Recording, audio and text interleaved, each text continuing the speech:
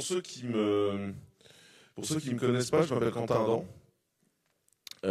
Et j'ai le plaisir de diriger une boîte qui s'appelle Clever Cloud et également de présider une association qui s'appelle Open Internet Project dont je vais vous parler un peu ce matin, et j'ai fait 2-3 trucs marrants dans ma vie. Donc vous pouvez venir me poser des questions à la pause café si vous voulez, même si je vais devoir disparaître assez rapidement à Bruxelles tout à l'heure. Pour ceux qui ne savent pas, ce qu'on fait chez Clever Cloud, c'est globalement on s'assure que vos applications soient maintenues en conditions opérationnelles. Donc en fait, vous envoyez le code en vrac et nous on se démerde sur tout ce qui est déploiement, sécu, etc. C'est une plateforme de cloud qui est européenne, qui peut marcher sur le cloud, on-premise, chez nous, machin. Ça c'est drôle. On a plein de produits marrants qui grandissent. Si vous nous avez testé il y a quelques années, sachez que cette année on va bien s'amuser.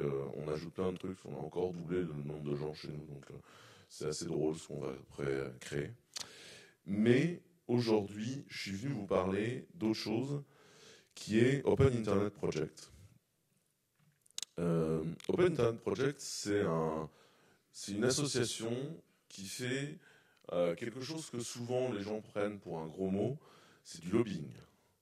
Alors le lobbying, c'est quoi? C'est aller convaincre les décideurs que quelque chose est important et qu'il faut le faire. Et en fait, en France, on a souvent une culture du lobbying qui est une culture très centralisée, où en fait on a l'impression que c'est la cour du roi, en fait. Mais quand on est dans des endroits plus parlementaires, avec plus de concertation, comme l'Europe, le lobbying, c'est plutôt des groupes d'intérêt qui peuvent être soit dirigés par des sous, soit dirigés juste par de l'intérêt, qui vont aller voir les décideurs pour leur expliquer leur point de vue sur une situation. Donc c'est ce qu'on fait avec Open Internet Project en Europe. On a pas mal de membres. On a annoncé hier qu'OVH nous rejoignait. Donc on a une assez grande vitalité sur le nombre de membres qui rejoignent Open Internet Project, et je vais vous expliquer pourquoi. Internet, à la base, c'est des chercheurs qui veulent s'échanger des documents pour bosser ensemble. Voilà. Et en fait, je ne sais pas comment vous ça s'est passé, mais moi je suis rentré dans ce monde-là avec le fameux modem, vous savez, qui faisait ding ding. Hein, et je trouvais que c'était génial, c'était un espace de partage. Et cet espace de partage est devenu aujourd'hui un gigantesque marché. Et la question c'est, est-ce que c'est un marché qui est toujours contrôlé par l'humanité ou par quelques-uns?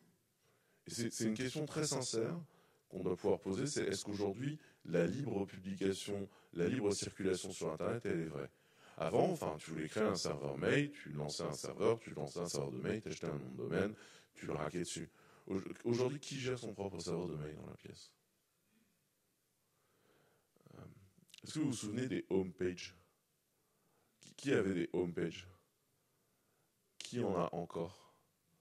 Aujourd'hui, si vous voulez lancer un blog, vous allez sur Medium ou vous bootez votre propre blog sur votre propre serveur derrière votre Freebox. C'est assez important. Je ne vous dis pas qu'il faudrait qu'on fasse tous de l'auto-hébergement, c'est pas du tout mon discours. C'est assez antinomique avec ce que je fais au quotidien. Ce que je dis juste, c'est à un moment, Internet s'était designé comme étant un truc où chacun peut amener sa pierre et c'est décentralisé. Et aujourd'hui, est-ce qu'Internet se centralise pas? Et c'est un vrai sujet. La deuxième chose, et je pense que ça explique beaucoup des problèmes qu'on rencontre aujourd'hui, c'est que depuis les années 80, les décideurs dans notre pays considèrent qu'il y a le virtuel et le réel. Et nous, on est dans l'économie virtuelle. Parce qu'il est évident que quand j'échange des DM avec mon équipe sur Internet, j'échange des DM avec des gens qui n'existent pas. Ils sont virtuels. Il est évident que quand j'achète quelque chose dans un site e-commerce que je reçois chez moi, ce que je viens d'acheter est virtuel. Il est évident que la news que je lis sur un site internet, parce que moi j'ai dématérialisé tous mes abonnements, elle est virtuelle, ça n'existe pas. Cette espèce d'opposition fait que souvent dans les entreprises, et notamment les entreprises industrielles, on a considéré que c'était le bidule des geeks, qui n'est pas vraiment la réalité. C'est pas, tu vois, est-ce qu'on peut taper dessus? Non, bon, ça n'existe pas. Et ça, c'est un peu l'idée de Matrix. Tu vois. On va créer un monde virtuel. Mais enfin, en fait, il n'y a que Mark Zuckerberg qui croit à cette histoire de monde virtuel. Enfin, genre, et encore, ils font des pubs à la télé pour dire vous allez voir, ça aura un impact sur le monde réel, ce sera trop bien. Bref, moi je trouve ça assez drôle de voir ce mec en fait, qui a quand même créé une hydre et qui du coup essaye de se sauver dans un autre monde. C'est assez drôle. Bref. L'opposition virtuelle et réelle, elle est catastrophique parce qu'en fait, ça a fait qu'au lieu d'intégrer l'IT dans la chaîne de valeur de la plupart des entreprises, ça a été intégré à côté, c'était le machin des geeks. Et au lieu de le réfléchir comme étant une partie de la chaîne de valeur, bah, on l'a mis à côté. Et aujourd'hui en Europe, on a un problème, c'est qu'Internet et le monde globalement du digital, c'est un marché. Et dans ce marché-là, on est mauvais. On est mauvais, c'est assez simple. Là, j'ai fait une légère redite de ce que je vous ai dit l'an dernier, mais en fait, historiquement, le capital a un rendement décroissant. Alors, petit cours d'économie, donc ça c'est... Il faut savoir que Marx, vous avez 2 livres, vous avez le manifeste du Parti communiste, ça c'est la partie marxiste-léniniste de l'opération, et vous avez le Capital de Marx, qui est un traité d'économie qui est toujours étudié dans les écoles d'économie. C'est un très bon traité d'économie. Ce que Marx définit, c'est qu'à partir du moment où vous êtes dans une économie physique, donc une économie de manufacture par exemple, le capital aura un rendement décroissant. Ça veut dire que si j'arrive à un endroit, que j'installe une usine, je vais commencer par recruter les gens les plus compétents, obtenir les meilleures matières premières, produire, avec un très bon rendement.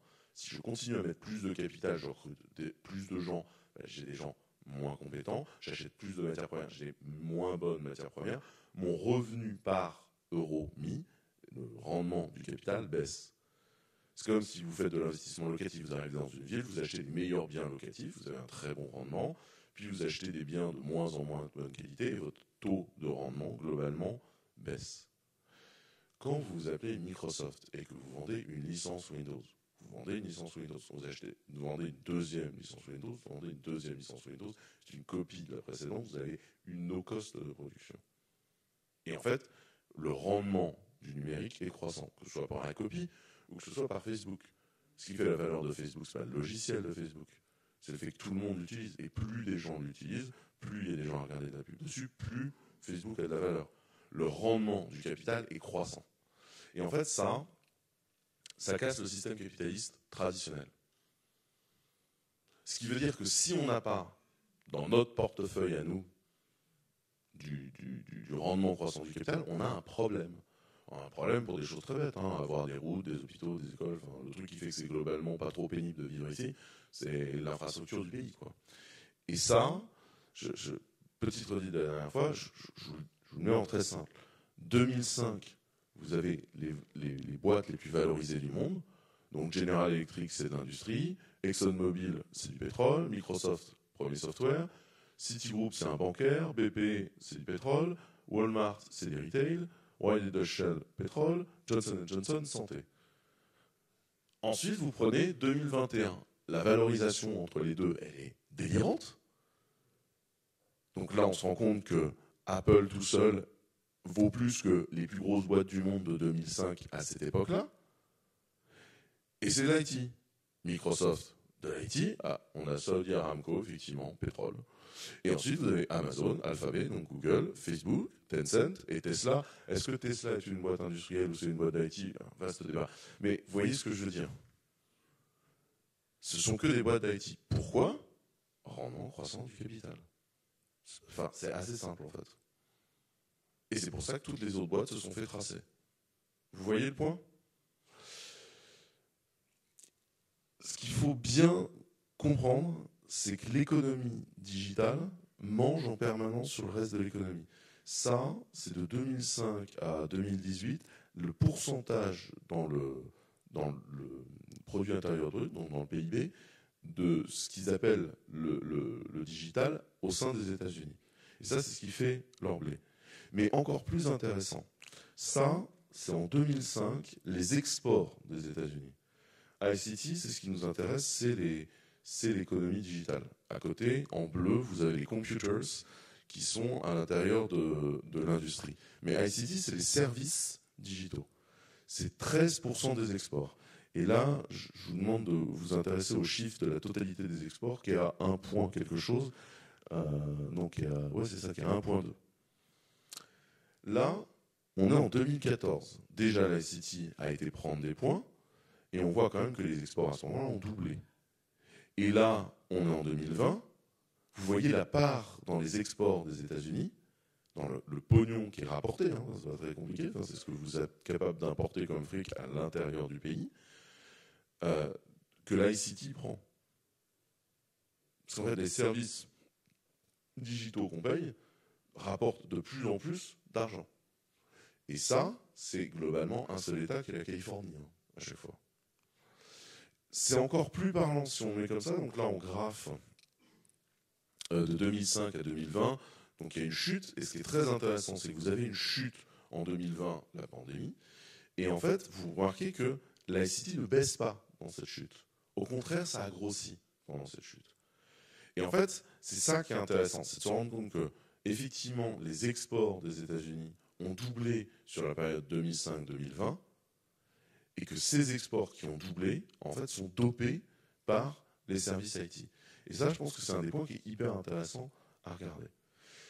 Si vous voulez plus cette approche économique de pourquoi c'est important, je vous invite à aller voir la keynote que j'ai donnée ici même, sauf que c'était virtuel, l'an dernier, qui est la keynote sur le cloud souverain, où j'en parle beaucoup. Et si vous ne l'avez pas vu, Benjamin Bayard, vous vous souvenez... fédération d'Internet associatif, le plus vieux opérateur Internet de France, la Quadrature du Net, des gens, quelqu'un de bien, a donné une conférence très intéressante sur le cloud souverain également, à l'université du SI, qui est très complémentaire avec celle que j'ai donnée, parce que lui, il a une approche très juridique, et notamment, il va vous expliquer, mais en fait, la donnée privée, elle n'est pas du tout considérée de la même façon juridiquement, en fait, aux États-Unis et en Europe. Aux États-Unis, on va la considérer comme étant un bien commercial que tu trades, et en Europe, non. Ce qui est un point très important, il y a des tonnes de choses dans nos lois qui sont des choses extrêmement différentes. Moi, j'aime bien faire ce test-là. À qui appartient votre corps en France? Quoi? Est-ce que tu es capable de te vendre? Non, mais vraiment. Est-ce que par exemple, tu aurais le droit de vendre un terrain? En fait, ton corps ne t'appartient pas. Le corps appartient à la communauté humaine. C'est un bien public. Votre corps à tous est un bien public dont vous jouissez de la disponibilité. C'est ce qui explique que vous n'avez pas le droit de vendre du sang, de vendre de la salive, de vendre même des cheveux. Vous n'avez pas le droit de vendre les productions de votre corps et encore moins des organes. Juridiquement, votre corps, il ne vous appartient pas. Ce n'est pas un bien, c'est un bien public dont vous pourrez bénéficier de la jouissance. C'est l'indisponibilité du corps. Et bien ça, cette loi-là, c'est une loi qui est chez nous. Il y a une autre loi qu'on a créée en France qui est géniale. Est-ce que vous avez déjà entendu parler de la CNIL, la Commission informatique et liberté? Ça a été créé dans les années 70 par un qui s'appelle Valéry Giscard d'Estaing. Et ce que ça dit, c'est que si jamais on veut faire un fichier dans lequel on met tout le monde, c'est pas possible, on n'a pas le droit. Pourquoi? Parce qu'il y avait une pensée chez les législateurs à l'époque qui était de dire c'est peut-être une idée de merde de mettre tout le monde dans le même dossier, ça ne peut atterrir qu'à un truc totalitaire. Donc on va interdire de faire une base de données globale. Donc à chaque fois que vous pestez en disant mais c'est insupportable que mon système des impôts ne soit pas relié à ma sécurité sociale, ils sont vraiment nuls. Ils sont nuls, c'est illégal en fait. Et c'est une très bonne chose. Et je vais vous expliquer pourquoi c'est une très bonne chose. Parce que l'identité est quelque chose de contextuel. Pour vous, je suis un gros con un peu arrogant, qui vient vous parler à 9h du matin. Ça, c'est mon identité vis-à-vis de vous. Je suis un chef d'entreprise, etc. Pour mon marchand de fruits et légumes, je suis un bobo sympathique qui lui lâche 50 à 60 balles par semaine en fruits et légumes, plutôt de qualité, parce que c'est un bobo, il fait ce qu'il veut, quoi. Et pour le chien de mon frère, qui est très mignon, j'aurais dû mettre des photos, je suis un réservoir inépuisable de caresses. Mon identité vis-à-vis de chacune de ces personnes, vous le voyez, est différente. Parce que l'identité, elle est liée à un contexte. Vous pouvez très bien être un contribuable français et un repris de justice. Le fait de lier les deux n'est pas nécessairement une bonne chose. Le fait d'être un repris de justice n'a aucun impact sur votre santé et vous doit vous soigner, quelle que soit votre situation fiscale, par exemple. C'est pour ça que le législateur a dit l'identité étant contextuelle, dans des contextes différents, il est important qu'elle soit découpée. Vous voyez ce que je veux dire? Ça vous paraît cohérent? Pensez-y à chaque fois que vous travaillerez sur des notions d'identité, de single sign-on, etc. L'identité est contextuelle. Et donc, parfois, ça ne sert à rien d'essayer de réconcilier certaines identités, parce qu'en fait, c'est une mauvaise idée. Ce qu'il faut maintenant comprendre, et ce qui a été mal perçu, c'est qu'en fait, le digital, ça fait partie de la chaîne de valeur industrielle. Qu'est-ce qui fait aujourd'hui que vous allez acheter une cafetière full auto? Vous savez, c'est celle dans laquelle on met des grains, là. Vous appuyez sur un bouton, ça broie les grains, ça fait un café. Vous voyez bien que le soft, qui en fait partie, est hyper important. Si vous achetez un robot automatique qui fait le ménage chez vous, le soft, qui en fait partie, est hyper important. C'est pas un truc virtuel. C'est un des éléments de la chaîne de valeur industrielle. Quand on a fait Maker, qui est donc un respirateur artificiel, c'est du soft. On l'a habillé avec du hardware, sinon il n'y aurait pas de truc qui fait de la ventilation. Mais ce qui a de la valeur, ce qui fait sa valeur, c'est le soft. Et ça, c'est très important à voir, c'est qu'en fait, le digital, ça n'est jamais qu'une partie d'une chaîne de valeur industrielle. Et c'est ça, en fait, qu'il faut aujourd'hui qu'on voit. Et nous, en tant que nation, il faut qu'on arrive à garder une partie de cette chaîne de valeur.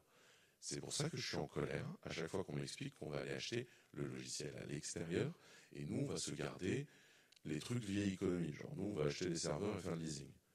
Donc ça, on est sur capital avec valeur de moins en moins forte et logiciel, valeur de plus en plus forte. Donc on va laisser aux gens la valeur de plus en plus forte à quelqu'un d'autre et nous, on va prendre des trucs qui perdent de valeur dans le temps. Right. Je pense que c'est un bon calcul. Le mec dont je vous ai mis la peinture, parce qu'on peut pas vraiment parler de photo ici, c'est un mec qui s'appelle Henri, c'est un mec qui s'appelle Tocqueville.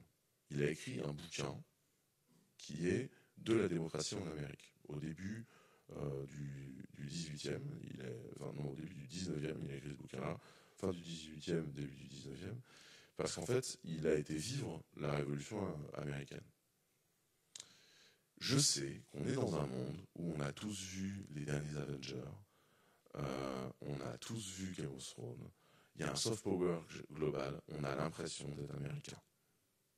Mais en fait, c'est pas vrai. Nous ne sommes pas anglo-saxons, nous sommes européens, nous sommes des latins. Culturellement, on n'a rien à voir.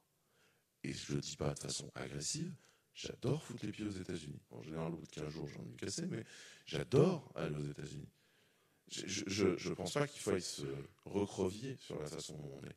Par contre, lisez de la démocratie en Amérique, parce que vous allez comprendre les différences fondamentales, et je vais en dresser certaines quand on va en parler. Et donc, je pense qu'en tant que nation, il faut qu'on fasse très attention à garder de la valeur chez nous, parce qu'en fait, sinon, on va encore une fois avoir un problème simple. Hôpitaux, écoles, routes, enfin, vous voyez, le truc relativement classique, quoi, en fait. En fait, vous avez déjà été dans un pays du tiers-monde vivre un peu? Un pays où, genre, il n'y a pas de trottoir, les routes sont dégueulasses, si vous êtes malade, vous savez que vous allez mourir. C'est pas très agréable, en fait. Enfin, ce qui fait que c'est assez agréable de vivre ici, en vrai, ne serait-ce qu'il y a des gens qui font le ménage tous les jours dans la rue. Non, réfléchissez 2 minutes au luxe que ça représente. C'est quand même très agréable, ce truc-là. Enfin, pour maintenir ça, il faut de l'argent. Si les gens ne payent pas leurs impôts ici, si on ne génère pas de valeur ici, on va faire comment pour payer ça? Vous voyez ce que je veux dire, en fait, un peu? Internet n'a pas créé que de l'argent qui n'existait pas. Internet a été capturé de l'argent.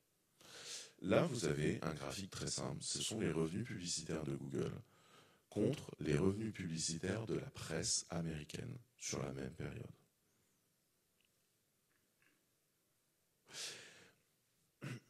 Vous vous souvenez de l'élection de Donald Trump, les fake news, la désinformation?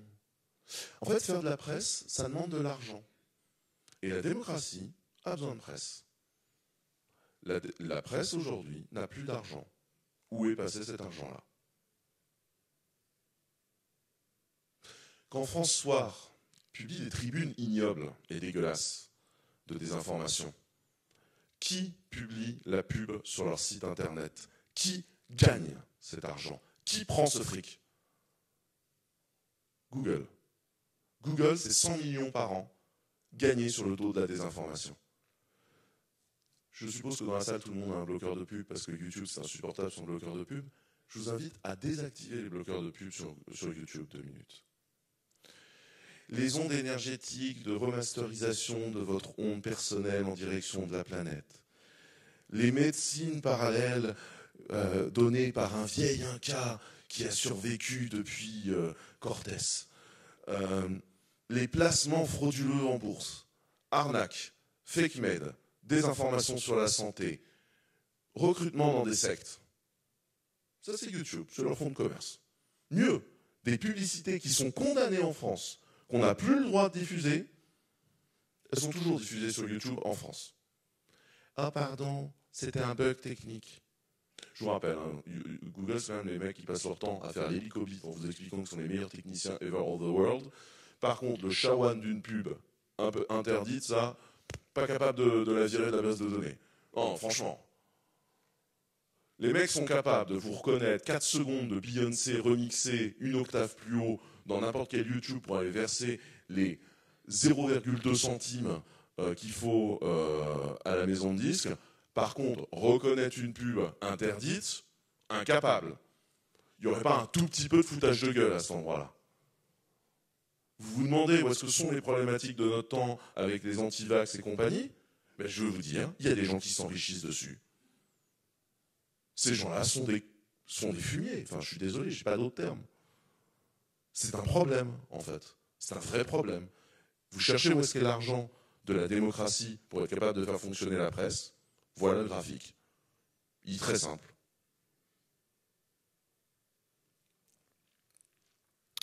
Qu'est-ce que c'est qu'une dominance de marché? Une dominance de marché, c'est quand vous êtes tellement fort sur un marché que vous pouvez lui faire ce que vous voulez. Par exemple, imaginons que sur la pub, vous possédiez 92% du marché. Vous appelez Google en Europe. Hein. C'est magique. La dominance de marché, c'est la pire option dans le capitalisme. C'est-à-dire que vous pouvez avoir un monopole d'État, ou alors vous avez un marché dominé. Et là, le marché est complètement irrégulé, puisqu'en fait, le marché fait ce qu'il veut. Et à partir de ce moment-là, ces gens-là font ce qu'ils veulent. Et la dominance de marché, c'est un problème qu'on essaye d'aborder. Alors en fait, on a des lois. Parce que tu vois, on vit en communauté, ça, on a des lois. Et en fait, le marché, il n'est pas libre. Tout le monde a reconnu cette image-là. Si vous n'avez jamais vu le film The Wall, fait par les Pink Floyd, voyez ce film. Pas un soir où vous êtes dépressif. En fait, il y a des lois qui disent qu'on n'a pas le droit de faire certaines choses. Par exemple, quand il y a un marché qui n'existe pas et qu'on a une position de dominance sur un autre marché, imposer son produit, c'est illégal. Par exemple, vous vous appelez Google, vous référencez tous les sites, et du jour au lendemain, vous décidez qu'en fait, vous allez changer l'algorithme parce que du coup, les comparateurs de prix vont passer à la trappe, et en quelques mois, vous rajoutez, vous savez, des petites vignettes en haut de shopping, qui est un moteur de recherche de shopping, qui s'appelle Google Shopping, que je vous pose directement dans Google. En fait, tous les gens qui faisaient du business dans le shopping à cette époque-là, Ben, en fait, du jour au lendemain, ils n'ont plus de business. Disparu. Vous n'existez pas dans un marché, vous débarquez dans un marché en utilisant votre prédominance de marché dans un autre, et vous l'imposez à tout le monde. Le guide, quel coût, machin, on les connaît tous, ces comparateurs de prix. C'est incroyable le nombre de boîtes européennes qui existaient qui faisaient ça. Du jour au lendemain, Google prend leur marché. Ça s'appelle l'affaire Google Shopping. L'affaire Google Shopping, elle a été attaquée par l'Open Internet Project, et on a fait condamner Google à 3,2 milliards d'amendes. En 8 ans. Le truc, c'est que pendant ce temps-là, les boîtes qui faisaient des moteurs de recherche shopping, elles ont toujours un PNL avec des gens à payer, de la R&D à faire, tout ça. Donc en 8 ans, si vous voulez, elles ont canné, quoi. Et donc de fait, aujourd'hui, la dominance de marché sur ce marché-là qui était neuf et qui était régulé de façon saine, Google se l'a approprié. Si vous lancez un système d'exploitation mobile, vous mettez votre moteur de recherche en premier dedans, tout le monde va l'utiliser. Est-ce que c'est juste par rapport aux autres moteurs de recherche? Vous arrivez sur un marché, la recherche sur mobile, et vous décidez que c'est le vôtre, alors que vous n'êtes rien dessus, parce que vous êtes déjà en dominance de marché ailleurs. Ça, c'est le Preferred Search sur Android. Autre affaire qu'on a mis au procès avec Open Internet Project, sur lequel on a gagné. L'amende a été confirmée en appel il y a 15 jours, 4,6 milliards à Google.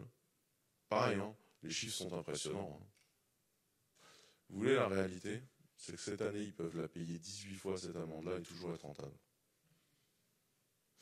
En fait, ces gens-là sont très simples. Ils n'ont rien à foutre de la loi, mais rien à taper. Ils provisionnent le pognon pour l'amende et ils la paieront.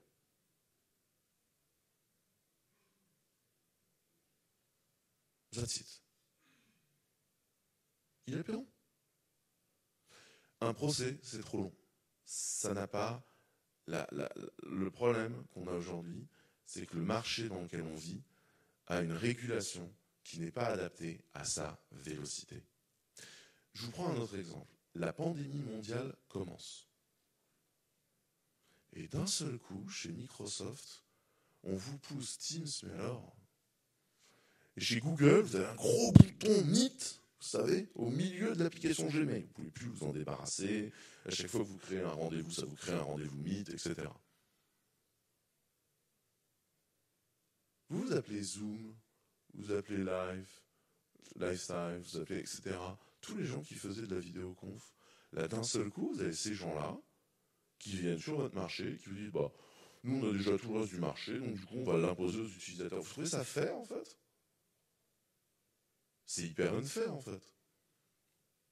Vous imaginez le préjudice subi par ces sociétés-là? En fait, au moment où la pandémie a commencé, et où Microsoft et Google ont eu cette attitude-là, c'est un préjudice énorme. On appelle ça la self-preferencing. Et aujourd'hui, c'est assez mal déterminé. Et surtout, ça va être un procès. Ça va être un procès qui va durer une putain d'éternité. Et à la fin, on va gagner. Parce que vous savez quoi? Dans toutes les actions que nous avons entreprises en justice avec l'Open Internet Project, on a toujours gagné. On n'a jamais perdu. Mais on a toujours gagné en des millions d'années. Parce que ce problème de vélocité. Et là, c'est très important, on est au moment où il faut expliquer aux législateurs que le modèle législatif n'est pas capable de prendre en compte la vélocité de marché, et donc il faut changer la loi. Eh bien, nous avons un outil. Ça s'appelle les mesures, les interim measures, en français les mesures conservatoires. En fait, en France, si il y a un risque de dommage immédiat au marché, on peut aller voir l'autorité de la concurrence et dire, s'il continue à avoir cette pratique-là, le risque est que le marché ne fonctionne plus de façon immédiate, qu'il n'y ait plus de libre concurrence. Et donc il faut l'imposer. Et là, l'autorité de la concurrence, sans procès, de par son autorité, peut émettre donc une mesure conservatoire qui est de dire, vous continuez à mettre un gros bouton Google Meet au milieu de Gmail, là, et par jour, ça va vous coûter 60 millions. Donc vous l'enlevez maintenant, et après on en parlera. mais vous l'enlevez. Ça s'appelle une mesure conservatoire. C'est une très bonne chose parce que c'est rapide. Ça demande de faire confiance à ton autorité de la concurrence. Et ça, on peut le faire en France. Et moi, j'ai plein d'idées. Parce que, par exemple, sur un produit comme le cloud computing, où il y a des egress fees, vous savez, les frais de réseau, est-ce qu'il est réellement possible, quand vous avez un concurrent qui s'appelle Amazon, qui a plus de 50% du marché, d'exister à côté de lui, quand en fait, ça coûte tellement cher d'entrer et sortir du réseau, que vous êtes obligé de tout mettre chez un seul acteur, et donc la seule chose que vous pouvez faire, c'est soit récupérer tout le contrat, soit récupérer zéro. Parce que c'est pas une façon de se comporter qui a un petit manque de compétitivité. Après, Amazon vous dit oui, mais vous comprenez, on a des frais sur le réseau. Oui, enfin bon, les egress fees sortent quand même à 180 000% de marge. Ça va. On va pas trop pleurer pour Jeff. Surtout qu'en fait, avant, on savait comment on faisait le réseau. Vous vous souvenez comment on facturait le réseau avant? On facturait la taille du tuyau, puis après vous faisiez passer ce que vous voulez dedans. Maintenant, on vous paye ce qui est passé dedans. Et bizarrement, vous envoyez de la data sans vous le payer pas, vous voulez en sortir. Intéressant quand même comme approche. Vos data sont donc loquées chez votre prestataire. Ça, est-ce que c'est une façon normale de faire du business? Ou est-ce que c'est un comportement anticoncurrentiel? Si vous êtes en market dominance, moi j'appelle ça un comportement anticoncurrentiel. On verra comment ce sera jugé. Mais je pense que c'est ce genre de choses. Et les interim measures, pourquoi est-ce qu'on s'en sert pas plus? Parce que dans la loi de 2003 en Europe, il est dit que pour déclencher une mesure conservatoire, il faut que le risque au marché soit immédiat et irréparable. Et aller prouver juridiquement l'irréparabilité d'un dommage sur le marché, je vous souhaite bonne chance. Parce qu'en vrai, il suffit de dire j'ai 50 milliards et vous réparez le marché. Et donc, depuis 2003, on ne fait pas de mesures conservatoires en Europe, parce qu'on a créé une loi inapplicable. L'an dernier, dans le digital, dans le DMA, nous avions réussi à faire voter et confirmer par le Parlement un amendement qui permettait de modifier ça dans le secteur technologique de façon à remplacer le irréparable par immédiat, comme dans la loi française. Et lors du trilogue, donc le trilogue, c'est le moment où la Commission, le Parlement et le Conseil européen discutent pour savoir comment on aménage la loi en Europe. La DG Trade, donc qui sont les gens qui gèrent la concurrence en Europe, nous a expliqué qu'il y avait une étude juridique qui prouvait la complexité de mise en œuvre des mesures conservatoires et donc qu'on n'allait pas modifier la loi et ils ont shooté l'amendement pourtant voté par le Parlement. Étude juridique que nous avons donc requis auprès de la Cour européenne de justice, puisqu'il nous fallait l'étude juridique pour mieux la comprendre et pouvoir repartir à la bataille. Et c'est à ce moment-là que la clouche nous dit « Ah non, il n'y a jamais eu d'étude ». Voilà, donc ça c'est la DG Trade, hein. On les aime. En fait, l'histoire c'est qu'ils ont peur d'avoir trop de boulot, qu'on va leur demander trop de mesures conservatoires. Et après, c'est les premiers à venir pleurer en disant « C'est affreux, les GAFAM nous détruisent, etc. » Oui, les gars, on vous fournissait des armes, vous les bousillez vous-même. Donc, le règlement de 2003 va être remis en jeu cette année et nous avons réessayé de faire passer une mesure conservatoire. N'hésitez pas à écrire à votre député européen pour lui expliquer combien c'est important. Parce que là, en fait, c'est ça. Et là, vous êtes en train de vous dire, mais comment cette espèce de technicien qui, à la base, allait taper du code en C peinard, s'est retrouvé à taper du juridique avec la Commission européenne? Et ouais, en fait, c'est un peu le sujet. C'est que si on s'y met pas, on ne s'y met pas. Vous vous souvenez, au début, je vous ai montré un certain nombre de boîtes qui avaient gagné beaucoup d'argent et qui étaient devenues énormes. Vous savez quel est le point commun de toutes ces boîtes? Toutes.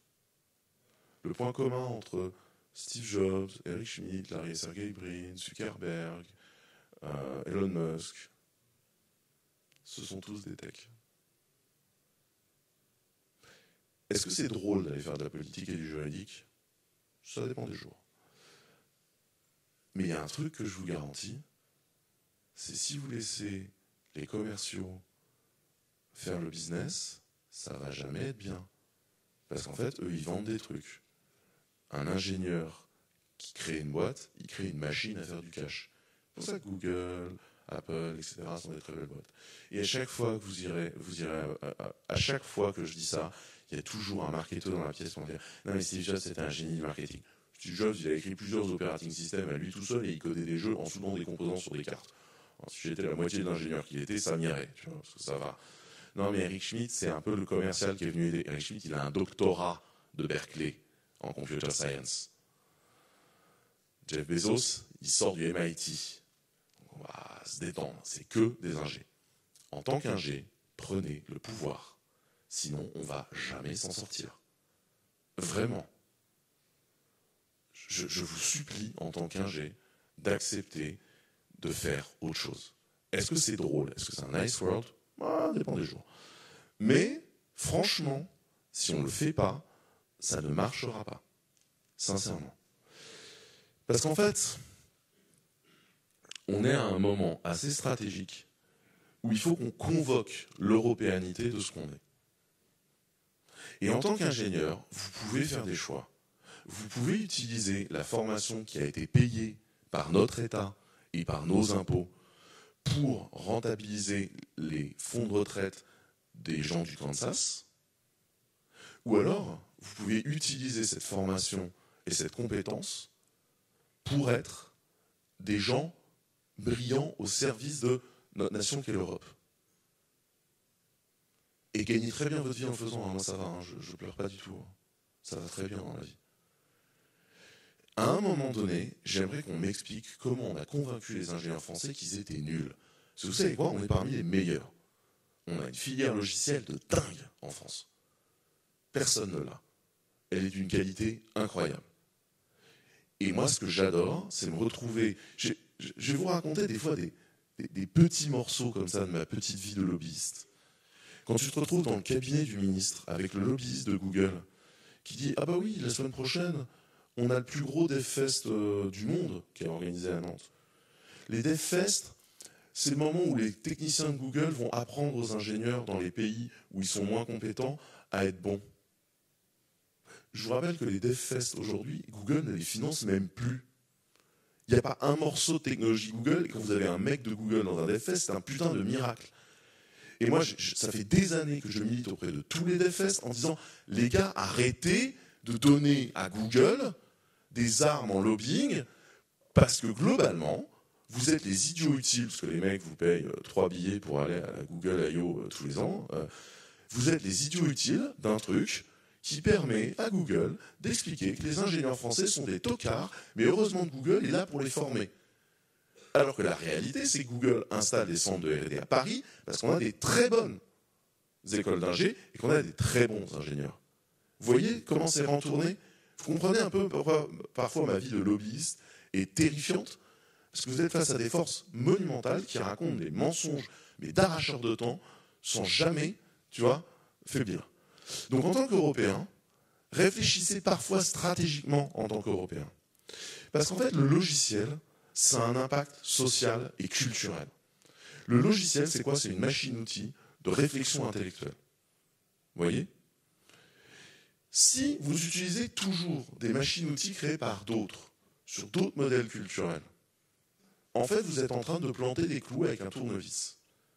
C'est pour ça que les réseaux sociaux, ils ne marchent pas chez nous. Parce que la façon dont ils fonctionnent est liée à la façon dont la morale américaine fonctionne. C'est d'autres outils. C'est pour ça que les CRM à la Salesforce, certes, ils ont été adaptés, mais en fait, est-ce que la façon de faire du commerce, elle n'est pas différente chez nous? Vous voyez ce que je veux dire? En fait, si vous produisez du soft chez nous, vous allez créer du soft qui est culturellement lié à notre façon de faire du business. Et dans la chaîne de valeur industrielle, de notre création de valeur économique, vous allez créer des pièces qui sont plus adaptées à notre façon de faire. Ce qui est une meilleure chose. Vous voyez ce que je veux dire comme approche? Et c'est pour ça que je vous invite à créer des boîtes, je vous invite à créer des nouvelles façons de faire, à créer des nouveaux réseaux sociaux. Parce qu'en fait, la valeur culturelle du logiciel est énorme. Et donc ce serait une chose absolument géniale qu'on en crée à nous. Je vais vous donner un exemple qui m'a choqué dans la boîte où je bosse. Donc on est Clever, la plupart des gens sont européens. Et les gens viennent me voir et me disent pourquoi on n'a pas de code of conduct en interne. Comment ça, de code of conduct?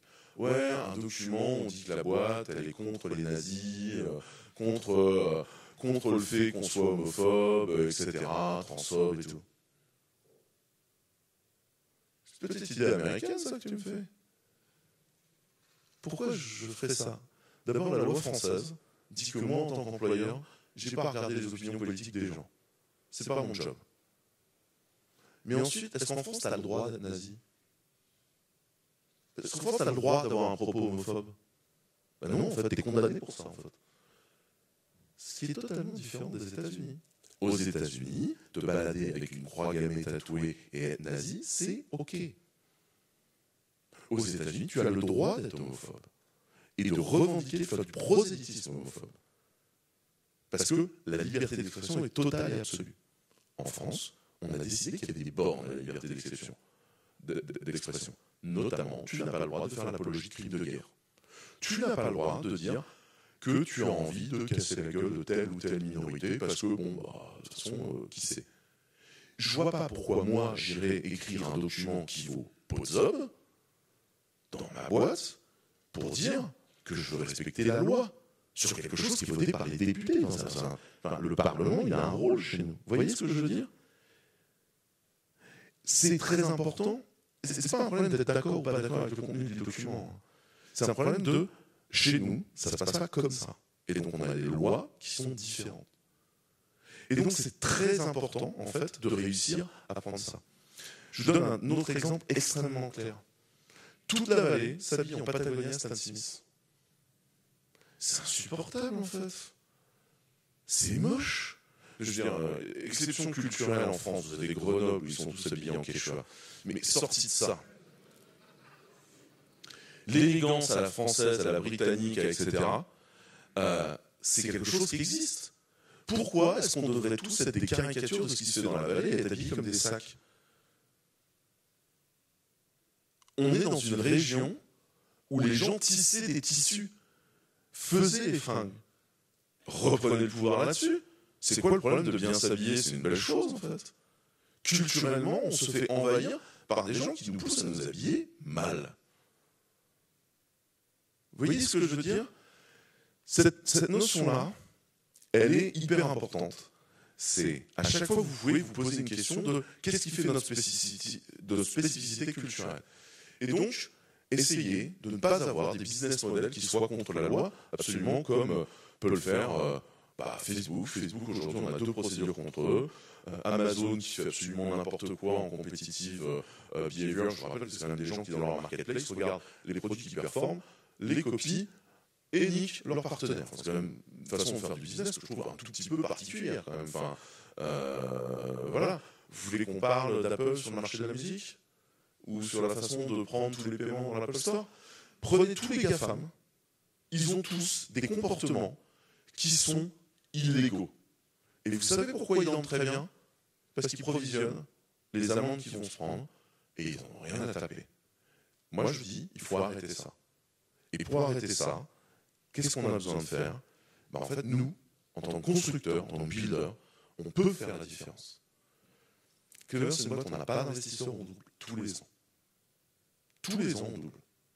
Et on construit effectivement le code européen. Est-ce que notre solution est parfaite? Pas du tout. Et je vous invite à la tester et nous expliquer où est-ce qu'elle est imparfaite, parce que je veux la rendre parfaite.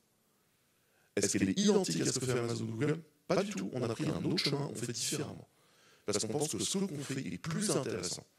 Ça ne veut pas dire que vous penserez que ce qu'on fait est plus intéressant. Je ne vous dis pas ça. Ce que je vous dis, c'est, à un moment, il faut produire des choses différentes. Et donc, du coup, vous pouvez choisir votre job. Choisissez un job où vous ne rapportez pas en fait, des dividendes à nos gens. Créer des dividendes locaux, créer du business local. Vous pouvez construire des choses. Vous pouvez choisir vos outils. Et vraiment, quand vous choisissez vos outils, essayez de les faire. Vous pouvez m'envoyer les gens qui se posent des questions de compétition. L'Open Internet Project recrute des nouveaux membres partout en Europe. Et on va continuer à travailler. Et surtout, vous pouvez expliquer aux gens ça. Il faut expliquer que le monde virtuel n'existe pas, qu'il n'y a qu'un monde qui est réel, que les implications financières des choses sont pas si légères que ça, et qu'en fait, c'est ça qui est important. Et donc, on peut construire le futur ensemble, et je vous invite en tant qu'ingénieur à vous poser comme constructeur du futur, parce que ceux qui ont construit le futur, qui aujourd'hui nous guettent aux États-Unis, étaient des ingénieurs. Et donc, je vous invite à faire la même chose. Vous n'êtes pas tout seul, on n'est pas tout seul. Merci beaucoup, et n'hésitez pas à suivre ce qu'on fait chez Open Design Project.